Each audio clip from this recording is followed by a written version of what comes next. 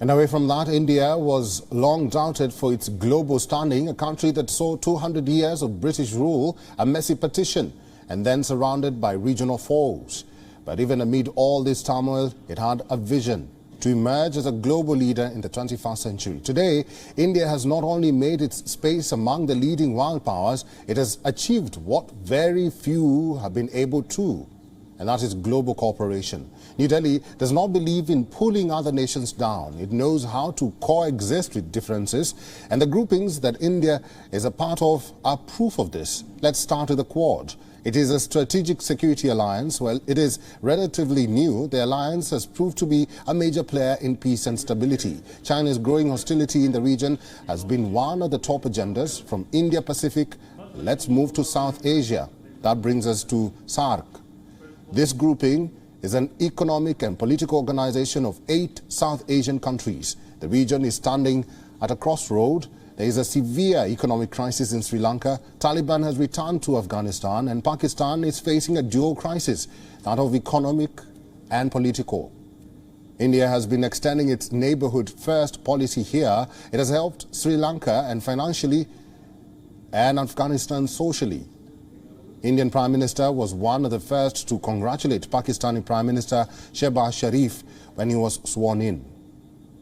Coming to Shanghai Cooperation Organization. This is a transcontinental political, economic, security and military alliance. India, along with China, Kazakhstan, Kyrgyzstan, Russia, Pakistan, Tajikistan and Uzbekistan are member states.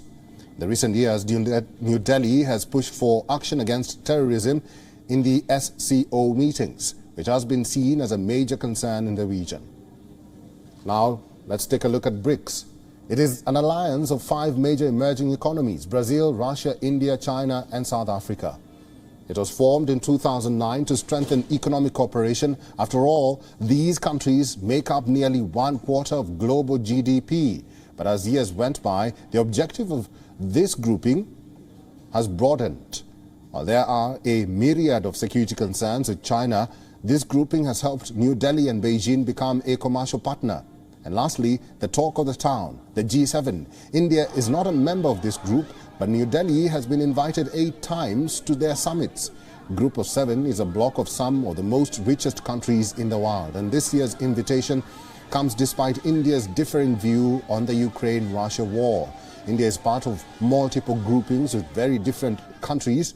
Each group has its own purpose and agenda, some political, others economic, but what remains constant is India's aim to find common interests and a vision to coexist. But at the same time, New Delhi does not shy away from sticking to its stance. It doesn't believe in bowing down at the helm of its core principles.